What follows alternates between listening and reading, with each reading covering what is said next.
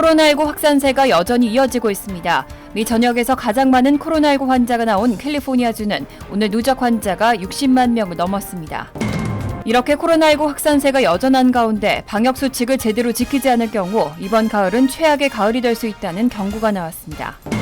11월 대선에 우편 투표를 반대해온 트럼프 대통령이 우편 투표를 위한 연방 우체국에 대한 자금 지원을 거부했다고 밝혔습니다. 법무부가 아이비리그 8개 명문대 중 하나인 예일대를 상대로 입학 전형에서의 인종차별 문제를 제기했습니다. 흑인을 우대하느라 백인과 아시아계를 차별한다는 논리입니다. 뉴욕주에서 오는 10월 1일까지 모든 강제 퇴거가 금지됩니다. 또 3월 17일 이후 제기된 모든 퇴거 관련 소송도 10월 1일까지는 중단됩니다. 이상은 이 시각 주요 뉴스입니다. 시청자 여러분 안녕하십니까? KBN 뉴스입니다. 오늘 오후 4시 기준 미 전역의 코로나19 누적 확진자는 어제보다 3만 8,679명 늘어난 545만 4,345명, 사망자는 648명이 늘어 17만 1,063명입니다. 이 가운데 뉴욕의 확진자는 628명이 늘어 45만 3,960명, 사망자는 12명이 늘어난 3만 2,886명, 뉴저지의 확진자는 279명이 늘어나 19만 2,147명, 사망자는 어제와 같은 15,969명으로 집계됐습니다. 첫 번째 소식입니다.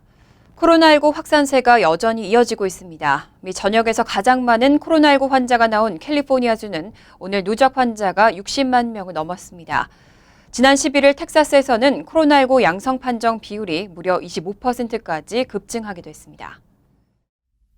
가장 많은 코로나19 환자가 나온 캘리포니아주는 오늘 누적 환자가 60만 명을 넘어섰고 일리노이주는 누적 환자가 20만 명을 돌파했습니다. 조지아주에서도 어제 2,674명의 신규 환자가 나오면서 누적 환자는 22만 8천여 명으로 증가했습니다. 텍사스주는 코로나19 양성 판정 비율이 크게 치솟으면서 주 보건당국이 원인 조사에 나섰습니다. 텍사스주의 양성 판정 비율은 지난달 30일까지만 해도 12% 수준이었지만 11일에는 약 25%까지 치솟았고 12일에는 16%를 기록했습니다. 한편 브라이언 캠프 조지아 주지사는 마스크를 의무화한 애틀랜타 시장을 상대로 제기했던 소송을 취하했습니다. 지난달 케이샤 랜스 보텀스 애틀랜타 시장은 코로나19 급증을 이유로 경제 재개를 1단계로 후퇴시키고 마스크를 의무화한 바 있습니다. 이에 캠프 주지사는 하위 지방정부가 더 강한 규제를 부과하지 못하도록 한 주의 행정명령을 위반했다며 소송을 냈지만 이번에 소송을 취하하고 대신 새로운 행정명령으로 이 문제에 대처하겠다고 밝혔습니다. 이렇게 코로나19 확산세가 여전한 가운데 방역수칙을 제대로 지키지 않을 경우 이번 가을은 최악의 가을이 될 수 있다는 경고가 나왔습니다. 특히 독감철이 코로나19 사태와 중첩되면 심각한 보건 위기를 맞을 수 있는 만큼 마스크 착용과 사회적 거리 두기, 손 씻기와 대형 모임 자제 등의 준수가 당부되고 있습니다. CNN 방송은 어제 로버트 레드필드 CDC 국장이 보건의료 온라인 매체 웹MD와의 인터뷰에서 모든 미국인이 코로나19 방역수칙 준수에 동참해야 한다고 강조하고 그렇지 않을 경우 최악의 가을을 맞을 수 있다고 말했다고 보도했습니다. 레드필드 국장은 지금 당장 여러분의 국가를 위해 그리고 우리가 치르고 있는 코로나19와의 전쟁을 위해 4가지 간단한 일을 하기를 당부한다며 마스크 쓰기와 사회적 거리 두기 준수, 손 씻기와 대형 모임 피하기를 권고했습니다. 그는 이어 미국의 일부에게 일을 하라고 요청하는 게 아니라며 우리 모두가 해야 한다고 강조했습니다. 레드필드 국장은 이어 이런 권고사항을 준수하지 않으면 올가을이 공중보건 측면에서 우리가 겪어본 최악의 가을이 될 수 있다고 경고했습니다. 레드필드 국장은 미국 내 많은 지역이 코로나19 환자의 발생 속도를 급격하게 낮출 필요가 있다며 코로나19 사태와 독감철의 위험한 중첩을 피해야 한다고 강조했습니다. 또 코로나19 팬데믹으로 공중보건 관리들이 산모의 사망 예방이나 후천성 면역결핍증 대처, C형 간염 치료, 아동의 흡연 예방 같은 이슈들에 관심을 덜 돌리게 됐다고 지적하고 그동안 공중보건 부문에 대한 투자가 부족했다며 미래 세대를 위해 투자가 이루어져야 한다고 말했습니다. 미 정부는 일명 초고속 작전으로 코로나19 백신 개발에 열을 올리고 있습니다. 하지만 국립보건원장은 현재 백신 후보들 가운데 11월 이전에 승인될 백신은 없다고 밝혔습니다. 안전성과 효능에 대한 증거를 확보해야 하기 때문에 아무리 빨라도 11월 이후가 유력하다는 전망입니다. 어제 프랜시스 콜린스 국립보건원 원장은 기자들과의 전화회의에서 대규모 임상시험에 필요한 시간을 감안할 때 트럼프 행정부의 초고속 작전 프로그램으로 개발되는 백신 후보 중 11월 또는 12월보다 더 일찍 규제 당국으로부터 승인을 받을 백신 후보는 없다고 말했습니다. 콜린스 원장은 최소한 10,000명을 상대로 시험을 해야만 더 광범위한 사용을 승인하기에 충분한 안전성과 효능에 대한 증거를 확보할 수 있다고 생각한다고 설명했습니다. 또 과학적으로 우리가 아는 것에 기초할 때 식품의약국이 그런 판단을 내릴 만한 지점은 10월 1일보다는 훨씬 더 늦을 것이라며 아마도 11월 또는 12월이 가장 유망한 때라고 말했습니다. 앞서 트럼프 대통령은 지난 6일 한 라디오 인터뷰에서 미국 대선일은 11월 3일 이전 코로나19 백신이 나올 수도 있다고 말한 바 있습니다. 또 일부 의사들은 트럼프 대통령이 표를 얻기 위해 안전성이 충분히 검증되지 않은 상태에서 백신을 승인할 수 있다는 우려를 밝힌 바 있습니다. 한편 콜린스 원장은 이날 초고속 작전에 자금 지원을 받는 6개 백신 후보 중 최소한 1개는 올해 말께는 효능이 있는 것으로 입증될 것으로 자신한다고 덧붙였습니다. 전통적인 독감 유행철을 앞두고 미 보건당국은 역대 가장 많은 독감 백신 물량을 확보했습니다. 코로나19 사태로 이미 병원 수용 능력이 한계에 가까워진 상황에 독감 환자들까지 쇄도하면 병원이 감당하기 어렵기 때문입니다.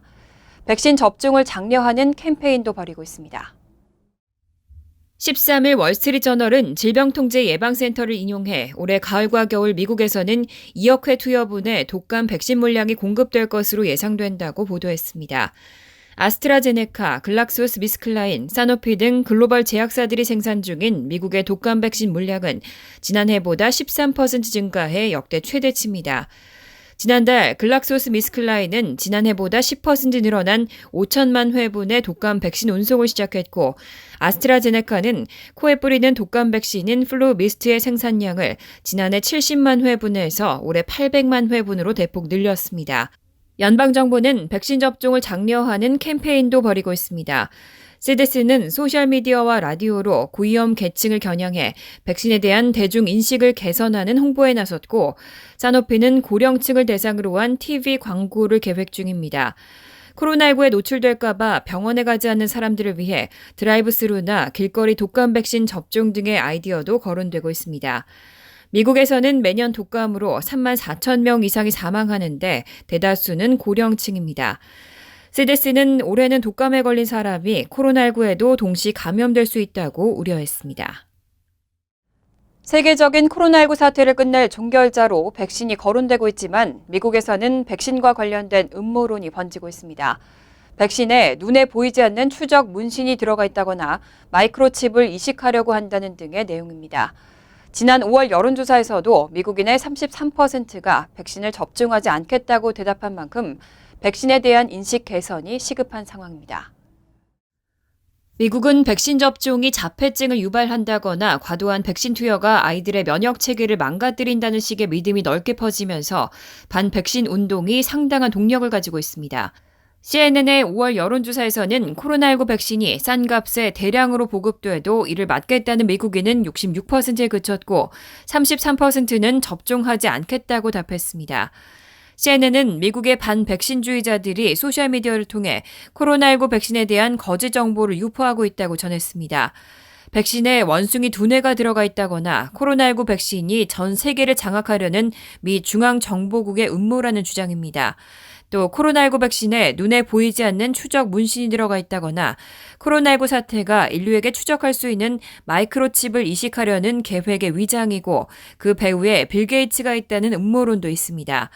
실제로 유가브가 5월 실시한 여론조사에서 미국인의 28%는 게이츠가 코로나19 백신을 이용해 마이크로칩을 심으려 한다고 믿고 있는 것으로 나타났습니다.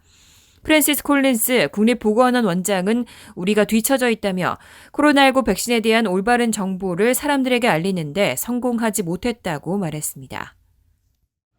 백악관 공화당과 민주당의 코로나19 관련 5차 부양책 협상이 여전히 난항을 겪고 있는데요. 이 가운데 민주당 소속 낸시 펠로시 하원 의장은 공화당이 $2조 제안하면 협상에 응하겠다고 밝혔습니다.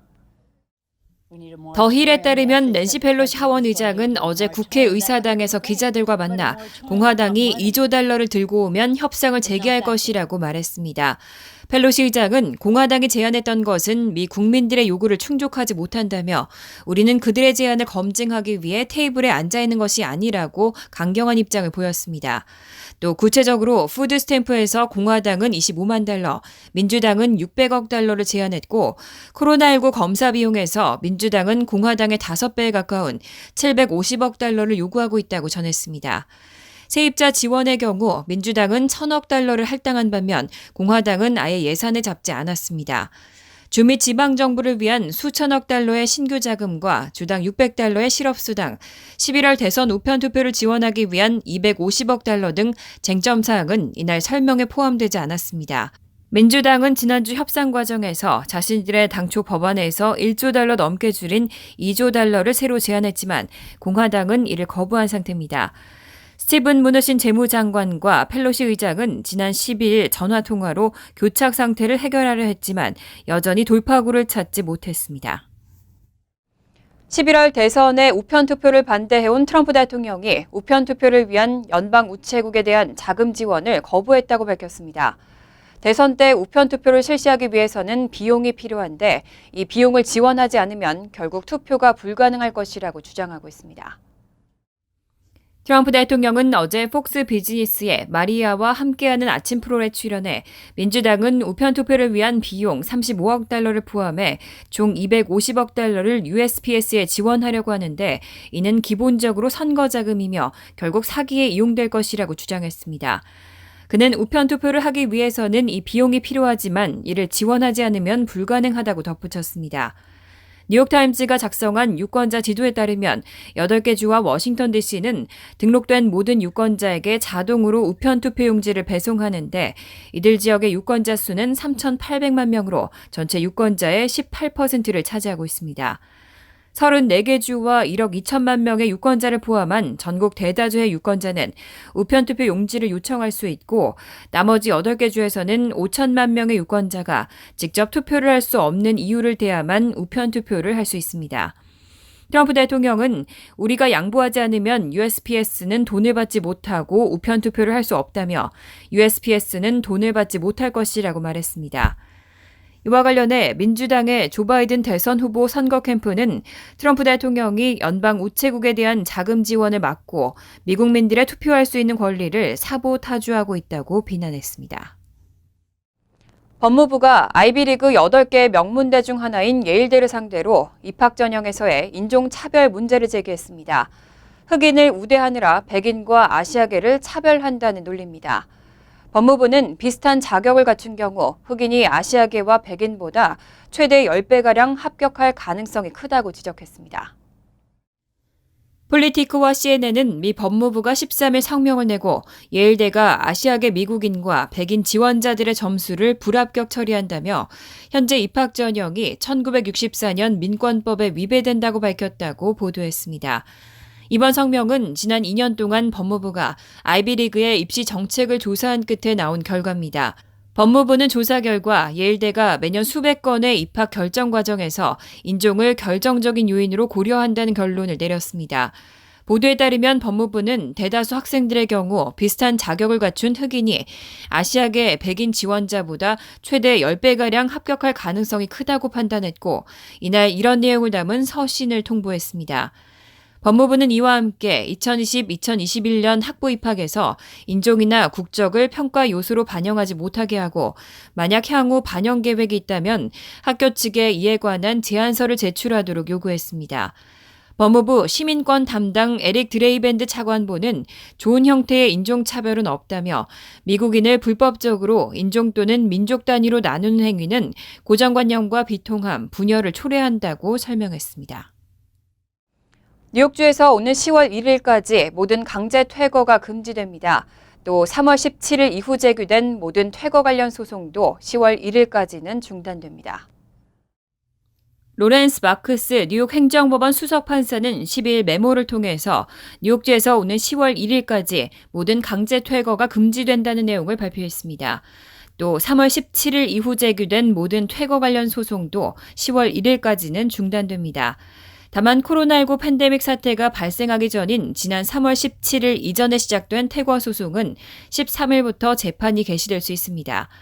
지난 6일 앤드류 쿠오모 뉴욕 주지사는 뉴욕주 퇴거 금지 조치를 한 달 더 연장하는 행정명령에 서명했습니다. 하지만 이 행정명령에는 코로나19 사태 이전에 퇴거가 선고된 세입자에 대한 집행 여부는 포함되지 않아 실제 퇴거 집행에 대한 법원의 결정에 관심이 모아졌습니다. 올해 초부터 코로나19 사태 이전까지 14,000가구가 퇴거 선고를 받은 것으로 집계됐습니다. 법원의 발표에 따르면 이 14,000가구 또한 오는 10월 1일까지는 퇴거되지 않습니다. 제기할 수 있는 재판의 경우는 코로나19 안전규정에 따라서 원격으로 각 소송건에 대한 합의회의를 열어서 안전은신처법에 따라 해당 세입자가 구제를 받을 자격이 있는지를 논의하게 됩니다.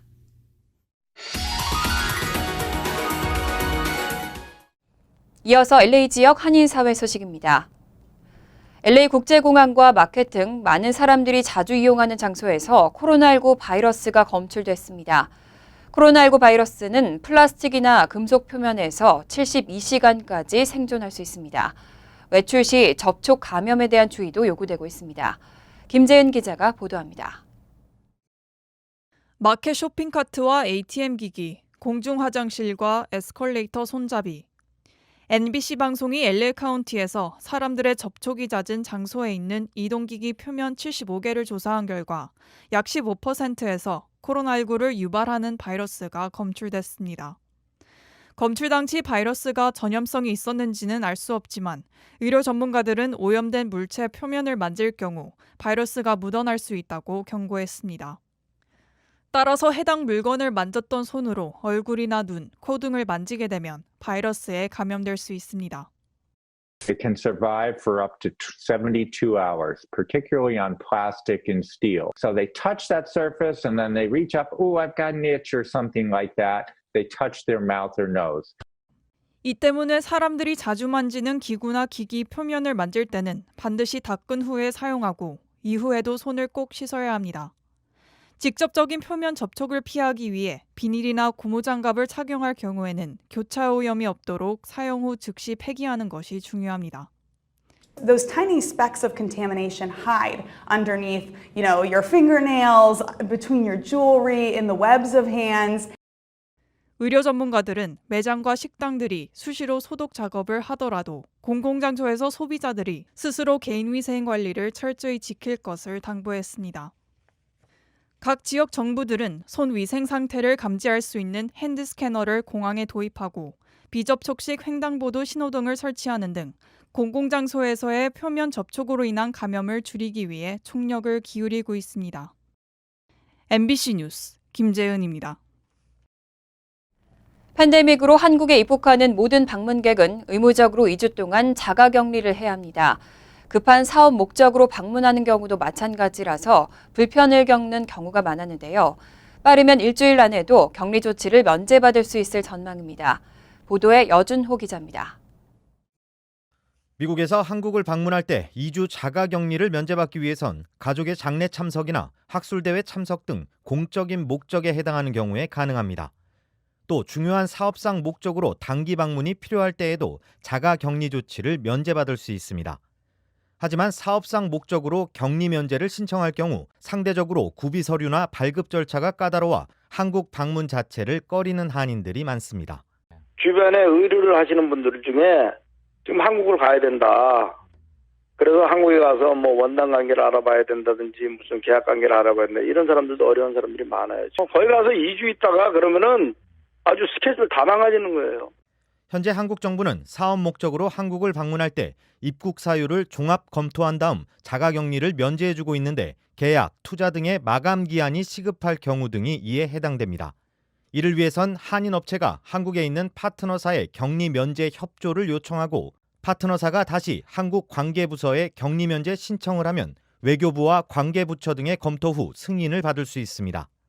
사안이 타당할 경우 빠르면 일주일 안에 의무 격리를 면제받을 수 있습니다. 실제 계약이 체결되고 이러면은 거의 나온다고 보시면 되겠습니다. 그게 특별히 이렇게 아주 까다롭게 심사를 하는 건 아니고요. 아주 빠르면 일주일도 안 걸린 경우도 제가 듣긴 했습니다. 사업상 목적의 격리 면제 신청을 위해선 신분증과 함께 격리 면제서 등의 서류를 작성해 해당 지역 공관에 제출해야 합니다.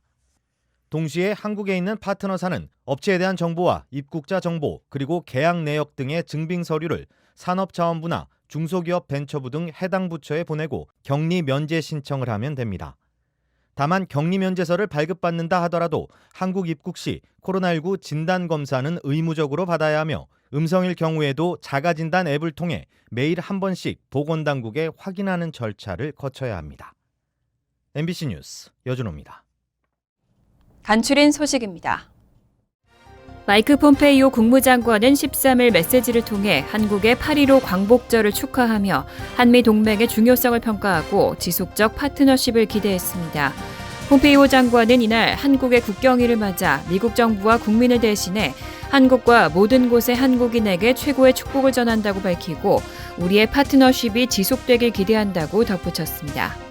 뉴욕 한인회가 13일 정기이사회에서 민승기 전 회장과의 소송에서 10만 달러를 배상받고 합의하기로 의결했습니다. 찰스윤 한인 회장은 민 전 회장의 자산 관련 정보를 받아본 결과 자산보다 빚이 더 많은 상태라며 민 전 회장이 융자를 받아 10만 달러를 배상하는 방안과 집행을 강제하는 방안 중 결정해야 하는 상황에서 이번 합의안이 의결됐다고 밝혔습니다. 민 전 회장은 한인회의 공금 반환 소송 1심에서 패소한 뒤 50만여 달러를 돌려주라는 판결을 받은 후 항소를 포기한 바 있습니다. 뉴욕주에서 코로나19 팬데믹으로 대규모 실직 사태가 벌어진 가운데 개인정보를 도용해 실업급여를 가로채는 사기 범죄가 기승을 부리고 있습니다. 뉴욕주 노동국은 코로나19 팬데믹이 시작된 3월 중순부터 지난 5개월 동안 개인정보 등을 도용해 실업급여를 부당으로 받으려다 적발된 건수는 약 42,200건으로 10억 달러 규모에 달했다고 밝혔습니다. 뉴저지 버겐 카운티 정부가 코로나19 사태로 피해를 입은 비필수 소기업 대상 지원 프로그램 신청을 13일부터 일주일간 추가 접수하고 있습니다. 이 프로그램은 코로나19 비상사태 동안 영업을 하지 못했던 버겐 카운티 소지의 비필수 소기업을 대상으로 최대 $10,000까지 지원합니다.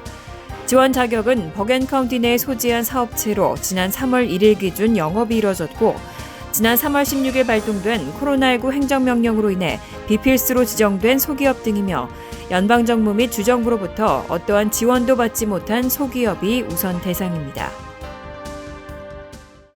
환율과 증권 소식입니다.